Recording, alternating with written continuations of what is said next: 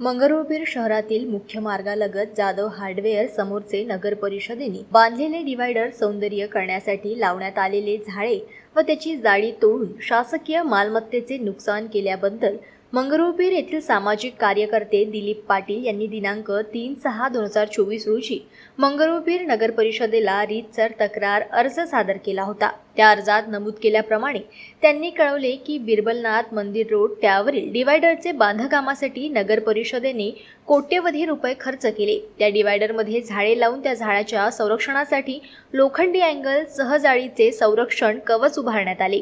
नगर परिषदेच्या नागरी वस्ती जळ वाहने नेण्यास बंदी असताना सुद्धा मंगरुळपीर शहरातील काही व्यापाऱ्यांनी राजरोसपणे आपले 4 चाकी, सहचाकी, 14 चाकी, 18 चाकी वाहने चालवून नागरिकांना रस्त्यावरील छोट्या मोठ्या दुकानदारांना त्रास देत आहे। यामुळे एखाद्या दिवशी शहरात मोठा अपघात होण्याची शक्यता नाकारता येत नाही।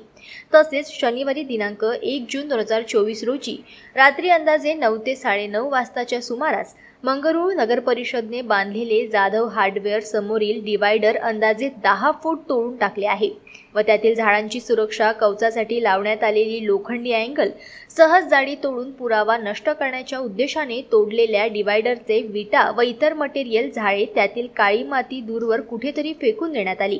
या संबंधाने दिलीप पाटील यांनी रीतसर तक्रार केली असता मंगरुळपीर नगर परिषदेने संबंधितावर कुठल्याही प्रकारची कार्यवाही न केल्यामुळे अखेर दिनांक 9/2024 रोजी तक्रार अर्जात नमूद केल्याप्रमाणे सकाळी 11 वाजतापासून आमरण उपोषणास सुरुवात केली आहे।